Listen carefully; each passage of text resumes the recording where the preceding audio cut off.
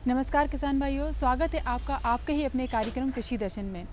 किसान भाइयों, हमारे देश में कई सालों से कृषि होती आ रही है, लेकिन आज भी कुछ देश में ऐसे क्षेत्र हैं जहां पर हमारे कृषक सजग नहीं हैं, कृषि के प्रति उदासीन हैं, उन्हें नई नई तकनीकों का ज्ञान नहीं है। इसलिए यदि आप कृषि दर्शन कार्यक्रम देखते हैं तो इसमें हम हमेशा कोशिश करते हैं कि कृषि से संबंधित नई नई जानकारी आप तक पहुंचाते रहें, ताकि आप अपने व्यवसाय में अधिक से अधिक उन्नति कर सकें। तो आइए, आज के कार्यक्रम में भी कुछ ऐसी ही जानकारी लेकर हम उपस्थित हुए हैं। तो चलिए कार्यक्रम की शुरुआत करते हैं खबरें खेती और मंडी भाव से।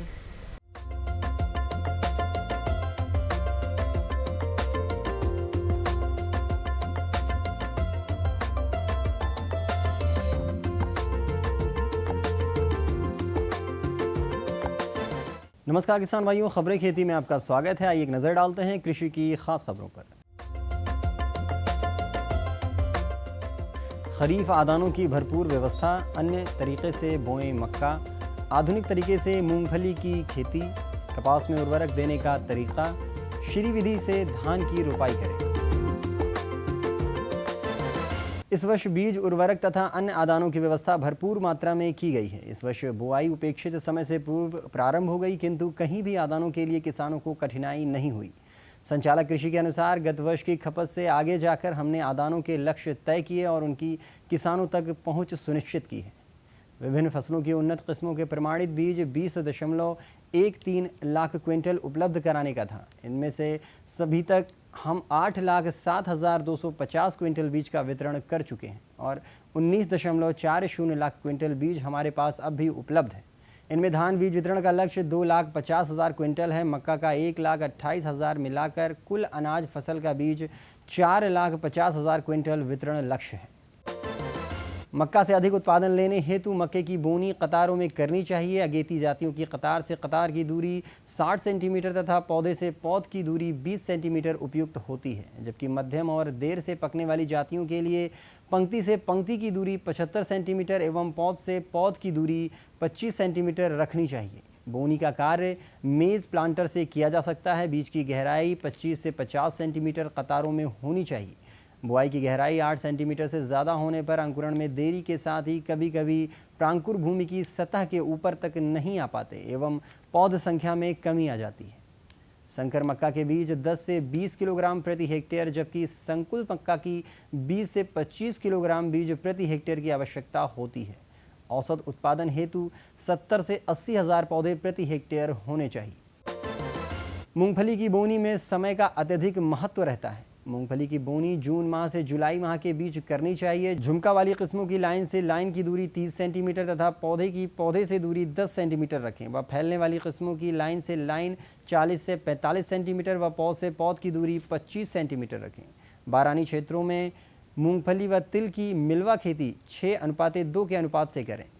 लाइन से लाइन की दूरी 30 सेंटीमीटर रखें। मूंगफली की उन्नत किस्में RS1, RSB 87, GG 2 व 3, JN 24, AK 12-24, TAG 24, TG 26, 41 को बोने से अधिकतम उत्पादन मिलता है।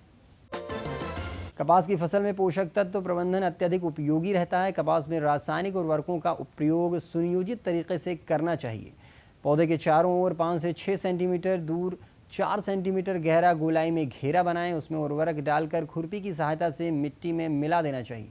सर्वप्रथम मिट्टी परीक्षण से यह ज्ञात कर लें कि हमारे खेत में मुख्य पोषक तत्व नत्रजन, फास्फोरस एवं पोटाश की क्या स्थिति है। संभव हो तो सूक्ष्म पोषक तत्वों की भी जांच कराकर पता करें कि किस तत्व की अधिकता अथवा कमी है। मिट्टी परीक्षण के आधार पर फसलों को पोषक तत्व प्रदान करने की योजना बनाएं। मिट्टी में यदि गंधक तत्व की कमी हो तो पूर्ति हेतु जिप्सम या जिंक सल्फेट 25 किलोग्राम प्रति हेक्टेयर का प्रयोग करें। फसल चक्र अपनाना कपास के लिए अत्यधिक लाभकारी साबित होता है। कपास के साथ अंतर्वर्तीय फसलें जैसे अरहर 6:2 के अनुपात में लगाएं। इसके अलावा सोयाबीन को भी अंतर्वर्तीय फसल के रूप में लगाया जा सकता है। मेडागास्कर विधि से धान की खेती करने हेतु उचित जल निकास वाली भूमि का चुनाव करना चाहिए तथा सिंचाई की भी व्यवस्था खेत पर होनी चाहिए। इस विधि से धान की रोपाई करने के लिए 10 से 12 किलोग्राम बीज की आवश्यकता प्रति हेक्टेयर पड़ती है। रोपाई किए जाने वाले खेत की अच्छी तरह जुताई कर भुरभुरा कर लें तथा खेत में पाटा चलाकर भूमि को समतल कर लेना चाहिए तथा खेत में 8 से 10 टन नाडेप कंपोस्ट एवं गोबर की पकी हुई खाद प्रति हेक्टेयर की दर से मिला देना चाहिए। सामान्यतः 10 से 15 दिन की पौध इस पद्धति में रोपाई हेतु उपयुक्त होती है। इस पौधे को जड़ सहित सावधानी पूर्वक उखाड़कर 20 से 30 मिनट के अंदर खेत में रोप देना चाहिए। रोपाई 1 से 2 सेंटीमीटर गहराई पर करें तथा पौधे को खेत में सीधा रोपना चाहिए। एक स्थान पर एक ही पौधे की रोपाई करें। पौधे से पौध की दूरी, एक कतार से कतार की दूरी 25 सेंटीमीटर रखना चाहिए। किसान भाइयों, खबरें खेती में बस इतना ही। अब आप देखिए मंडी भाव और मुझे दीजिए इजाजत। नमस्कार।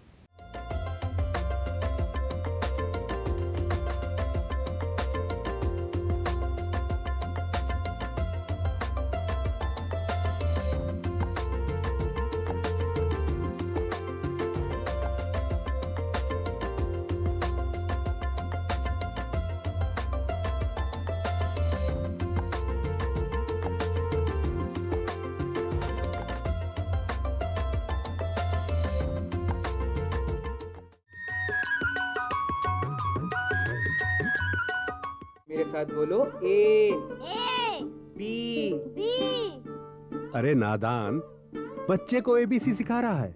अरे काम धंधे की एबीसी तू कब सीखेगा? ये देख विज्ञापन। तेरे जैसे कृषि विज्ञान सीखे हुए युवाओं के लिए भारत सरकार के कृषि मंत्रालय ने एक योजना बनाई है, ACABC। ACABC? जी हाँ, ACABC यानी एग्री क्लिनिक्स और एग्री बिजनेस सेंटर। इसके तहत कृषि विज्ञान पढ़े युवाओं का चयन होने पर उन्हें मुफ्त ट्रेनिंग दी जाती है और हाँ, अपना कारोबार चलाने के लिए बैंक से लोन भी मिलता है।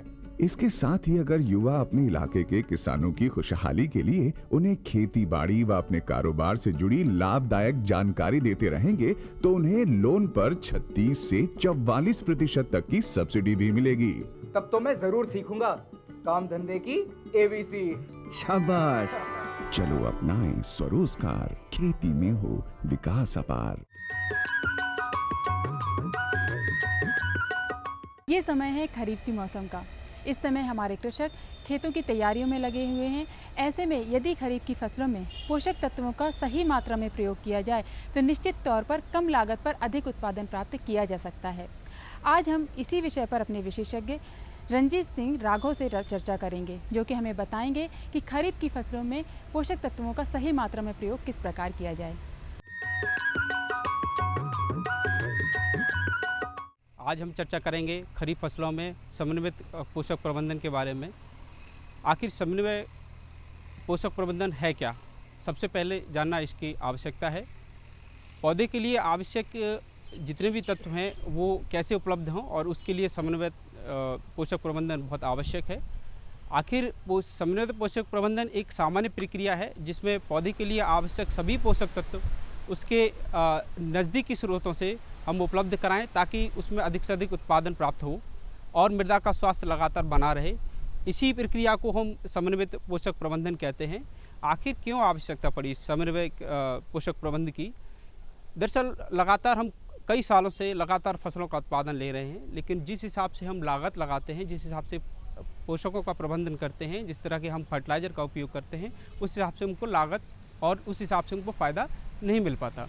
तो ये वजह मुख्य रूप से कैसे उत्पन्न हुई, हम थोड़ी चर्चा पूर्व में जाना चाहेंगे, जिसमें हम बात करेंगे कि आखिर ये आवश्यकता क्यों पड़ी। दरअसल क्या 1900 अगर हम 10, 12, 14 साल का अगर आंकड़े से देखा जाए तो सोयाबीन की फसल में हमको 1000 किलोग्राम ही लगभग हमको प्राप्त हो रहा है औसतन, और ये चिंता का विषय है क्योंकि ये 1 हेक्टेयर में प्राप्त हो रहा है जबकि इसका उत्पादन कहीं अधिक है। तो ऐसे अगर हम देखें तो इस तरह से पता लगता है कि अगर हम 2050 तक सर्वे के आंकड़े के अनुसार देखें तो 2050 तक हमको खाद्यान्न उत्पादन 445 मैट्रिक टन चाहिए, जबकि वर्तमान में 264 मैट्रिक टन है। यानी कि हमें खाद्यान्न का जस्ट दूना करना होगा, और ये दूना तभी हो सकता है जब हम समन्वित पोषक प्रबंधन की तरफ आकर्षित होंगे और उसकी तरफ ध्यान देंगे। दरअसल अगर हम बात करें खरीफ में मौसम में धान, सोयाबीन, मक्का, उर्द और मूंग के बारे में, तो इसमें जो मुख्य रूप से रासायनिक खादों का इस्तेमाल करते हैं तो उसमें भी असंतुलित मात्रा में हमारे किसान भाई इस्तेमाल करते हैं। तो किसान भाइयों से अनुरोध है कि संतुलित मात्रा में उपयोग करें। फसल के लिए 17 पोषक तत्वों की आवश्यकता पड़ती है, जबकि हम उसको सिर्फ मात्र 2 या 3 दे के ही काम चलाते हैं।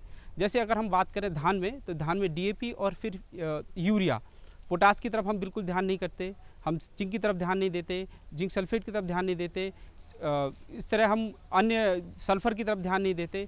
यही वजह है कि हमारी फसल का उत्पादन सही नहीं मिल पाता। और विगत कई सालों के अगर आंकड़ों से देखा जाए तो हम लगातार 1 या 2 खादों का इस्तेमाल अधिक कर रहे हैं, जिसकी वजह से बहुत सारी समस्या हमारे खेतों में, खासकर रोग और कीड़ों का प्रकोप अधिक आया है और हमारी लागत लगातार बढ़ी है। इस तरह धान में हमें कुल 1 एकड़ के खाद के खेत के लिए हमको धान में मचाई के समय डीएपी की पूरी मात्रा, पोटास की पूरी मात्रा, सल्फ़र की पूरी मात्रा, जिंक सल्फेट की और यूरिया की मात्रा हमको बाद में उपयोग करना है। मचाई के समय जिंक नहीं इस्तेमाल करना है। हमें जिंक का उपयोग बोनी के लगाने के, ट्रांसप्लांटिंग करने के 10 दिन बाद यूरिया के साथ में हमें उपयोग करना है।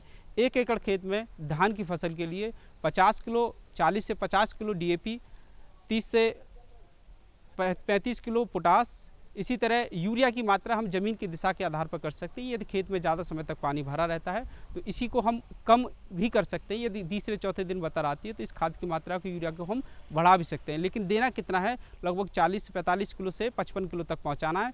और यदि थोड़ा दूसरे तीसरे दिन बतन यानी रेतीला ज़मीन है हमारी खेत की, तो उसमें हम थोड़ी यूरिया की मात्रा बढ़ा भी सकते हैं। तो इस तरह का हम उपयोग करें। साथ ही साथ जब हम यूरिया का उपयोग करें तो यूरिया का उपयोग 10 दिन पे, 30 दिन पे और गबोट की अवस्था पे हमें उपयोग करना है। और पहली बार जब हम यूरिया का उपयोग करें उस समय हम जिंक सल्फेट 5 से 10 किलोग्राम पर एकड़ के हिसाब से अगर हम उपयोग करेंगे तो हमारे धान में कम से कम लागत में अधिक से अधिक हमको मुनाफा प्राप्त होगा। साथ ही साथ रोग कीट और व्याधियों की समस्या भी कम आएंगी।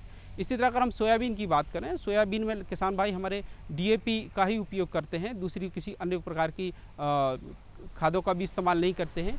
और इसमें हम अगर गोबर की खाद या केचुए की खाद या नेडफ या दूसरी खादों का भी इस्तेमाल, हम चाहे वो गोबर की खाद हो, किसी प्रकार की नहीं कर रहे हैं। तो किसान भाइयों से रिक्वेस्ट है कि आप धान में भी और सोयाबीन में भी गोबर की खाद का उपयोग करें। इसी तरह सोयाबीन के अंदर जो सल्फ़र की लगातार कमी आ रही है, चूँकि इसके अंदर तेल की मात्रा होती है और तेल सोयाबीन की फसल की बहुत आवश्यक है, क्योंकि इसमें प्रोटीन और तेल की मात्रा होती है। तो इसलिए हम सल्फ़र की बोनी के साथ डीएपी के साथ अवश्य करें। अगर हम डीएपी का इस्तेमाल करते हैं ठीक है, अन्यथा अगर हम सिंगल सुपर फास्फेट का भी इस्तेमाल कर सकते हैं। तो इस तरह अगर हम सल्फ़र की बोनी के साथ में करेंगे लगभग 15 किलो पर एकड़ के हिसाब से, तो ये सोयाबीन में जितनी भी तेल की समस्या, लास्ट में आके पीलापन होना और जो संख्या पौधों की हम लगातार बढ़ाते हैं जिससे कि हमारे पोषक तत्वों का पूरा उसको फसल को नहीं मिल पाता, तो ये हम कर सकते हैं। साथ ही साथ उड़द और मूंग में भी हम इस तरह का उपयोग करें कि इसमें हम डीएपी, पोटास या इसके साथ में हम सिंगल सुपर फास्फेट का भी डीएपी के स्थान पर कर सकते हैं। लेकिन इस दिशा में हमें सल्फ़र का भी उपयोग करना है, जिसकी वजह से बहुत सारी समस्याएं हमारे खेतों में आ रही हैं, जिसमें फल फूलने की समस्याएं आती हैं। अक्सर देखा गया है कि किसान भाई डीएपी का उपयोग अधिक करते हैं और एक तरफ कहते हैं कि हमको यूरिया का उपयोग नहीं करना, दूसरी तरफ उसी नाइट्रोजन जो हमें यूरिया से प्राप्त होता है उसको हम 1300 रुपये की लागत से हम पूरा करते हैं। तो डीएपी का उपयोग हमेशा किसान भाइयों से रिक्वेस्ट है कि वो बोनी के समय ही करें या धान में मचाई के समय ही करें, अतिरिक्त ऊपर से डीएपी की मात्रा ना डालें। और ये अगर आप ऐसे करेंगे तो कम लागत में अधिक से अधिक आपको लाभ प्राप्त होगा। और मैं उसी आशा के साथ आप लोगों को रिक्वेस्ट करूंगा कि आप पोषक प्रबंधनों का विशेष ध्यान रखें ताकि लागत और फसल और कीड़े समस्या आपकी कम आए। धन्यवाद।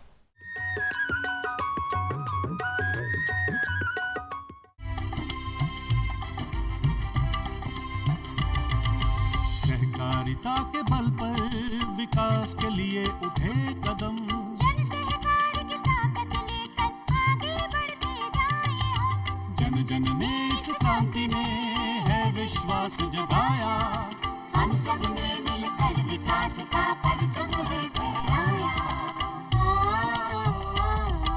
दूर जहां सूरज उगता उस धरती से मैदानों तक, हिम शिखरों की श्वेत बर्फ से हिंद महासागर तक, श्वेत क्रांति हो हरित क्रांति या ग्राम विकास की बात, एकता ही धर्म हो अब चाहे दिन हो या रात। हिंदू मुस्लिम सिख ईसाई सबने कदम बढ़ाया, हम सब ने मिलकर जब ये अभियान चलाया, कृषि मंत्रालय भारत सरकार द्वारा जनहित में जारी।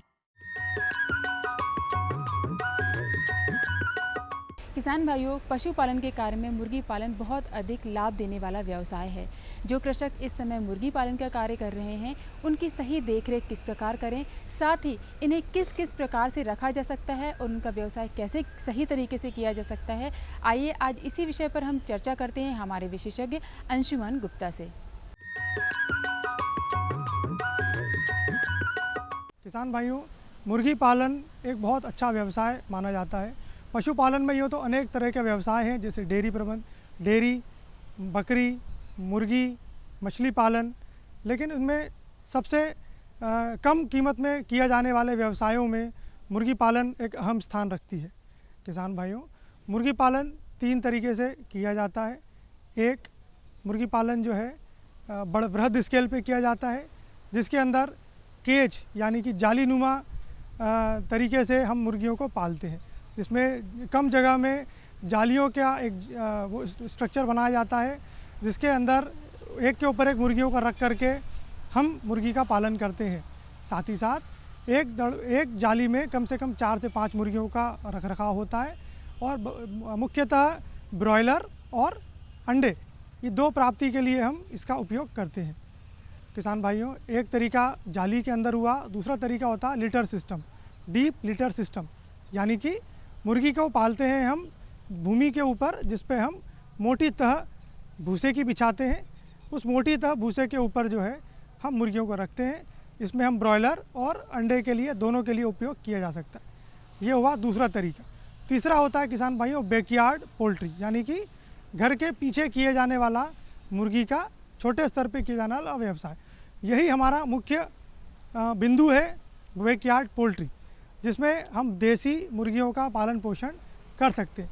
किसान भाइयों, जो कमर्शियल मुर्गियां जो पहले दोनों तरीक़ों में मैंने बताई आपको, जिसमें जो है जाली के अंदर किए जाने वाला व्यवसाय और डीप लिटर पे किए जाने वाला व्यवसाय, इसमें आपने सबने देखा होगा कि सफ़ेद मुर्गियां पाली जाती हैं। ये वाइट लेगहॉर्न नामक नस्ल होती है। इसके अंदर इसकी खासियत ये रहती है कि ये जल्दी परिपक्व होकर अंडे देना चालू कर देती हैं और ब्रॉयलर के लिए भी इसका उपयोग किया जाता है, क्योंकि यह कम समय में अधिक वजन ले लेती है। कम समय में अधिक वजन लेने का तात्पर्य है किसान भाइयों कि 6 हफ्ते 8 हफ्ते में ये मार्केट में बेचने योग्य हो जाती है। इसमें नर मादा का कोई भेद नहीं होता और इसको हम मांस उत्पादन के लिए करते हैं। अंडे उत्पादन के लिए जो मैं बता रहा हूँ कि हम जो करते हैं, उसमें मुर्गी जो है अपने को 20 हफ्ते से अंडा देना प्रारंभ करती है और 72 हफ्ते तक हमें अंडे देती है। इसके बाद अंडे का उत्पादन शनै शनै कम होता है।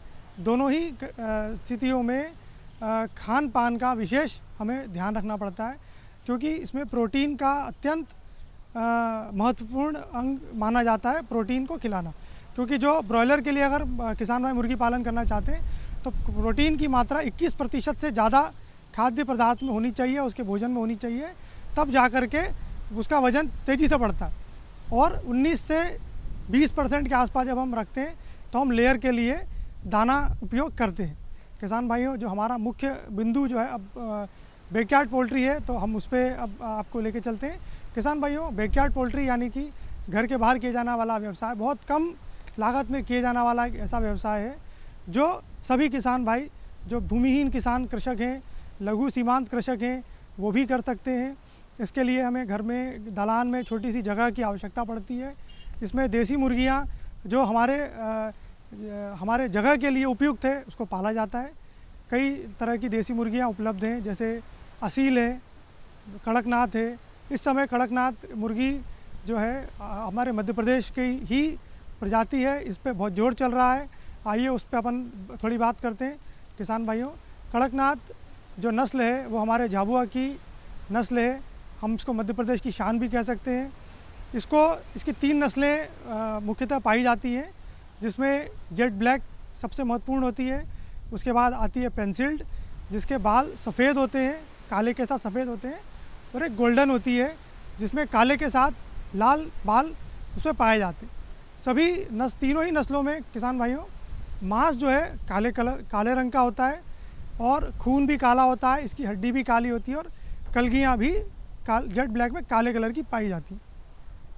इसको मुख्यतः इसी कारण काला मासी कहा जाता है। और इसमें सबसे खासियत ये होती है कि इसमें कोलेस्ट्रॉल की मात्रा यानी वसा फैट की मात्रा जो हमारे लिए नुकसानदायक होती है वह बहुत कम होती है। जो हम जो पोल्ट्री का चिकन जो लिया जाता है उसके बनिस्बत यदि हम कड़कनाथ का उपयोग करते हैं तो हमें कोलेस्ट्रॉल की मात्रा उसमें कम पाई जाती है, प्रोटीन की मात्रा बहुत अधिक होती है और सुपाच्य कहा जाता है। तो किसान भाइयों, ये हुई कड़कनाथ की एक बात। अब इसमें एक और हमारे यहाँ रायसेन ज़िले में एक बहुत अच्छी सक्सेसफुल कहानी चल रही है पोल्ट्री पे, वो उस पर मैं आपको प्रकाश डालना चाहता हूँ। हमारे यहाँ 200 किसानों के यहाँ पीपीपी मॉडल में राष्ट्रीय कृषि विकास योजना के अंतर्गत डीपीआईपी और कृषि पशुपालन विभाग के द्वारा और कृषि विज्ञान केंद्र की सहायता से एक प्रोग्राम चलाया जाए जिसमें 200 कृषकों को 180 मुर्गियाँ जो है BV 300 की बांटी गई हैं और उससे प्रतिदिन लगभग 30,000 अंडे का उत्पादन किया जा रहा है।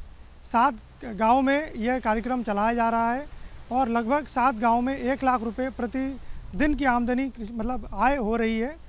तो और प्रति कृषक जो है 4,500 रुपये 5,000 रुपये माह का लाभ हो रहा है। तो किसान भाइयों, इसको समेकित रूप से भी किया जा सकता है और अपने स्वयं के स्तर पे भी किया जा सकता है। तो किसान भाइयों, मुर्गी पालन एक बहुत अच्छा व्यवसाय है। लघु सीमांत और छोटे कृषक इसको अपनाकर लाभ का धंधा बना सकते हैं। धन्यवाद।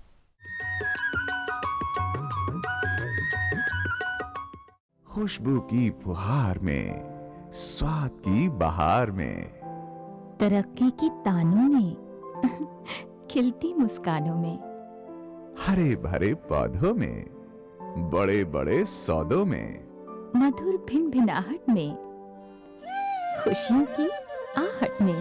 NHM बागवानी मिशन,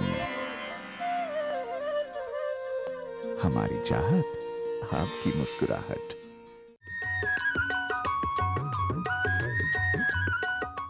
तो किसान भाइयों, ये था हमारा आज का अंक। हमें उम्मीद है ये अंक आप सभी को बहुत पसंद आया होगा। यदि आपको हमारे कार्यक्रम को लेकर कुछ जिज्ञासाएं हैं, कुछ विचार हैं या कृषि से संबंधित कुछ समस्याएं हैं तो आप हमें पत्र द्वारा सूचित कर सकते हैं। पत्र लिखने के लिए हमारा पता नोट कर लीजिए। हमारा पता है कार्यक्रम कृषि दर्शन द्वारा निदेशक, कमरा नंबर 4, दूरदर्शन केंद्र, श्यामला हिल्स, भोपाल, पिन 462013। तो किसान भाइयों, अगले अंक में कुछ और कृषि संबंधी जानकारियों के साथ हम एक बार फिर हाजिर होंगे। तब तक के लिए मुझे इजाज़त दीजिए। नमस्कार।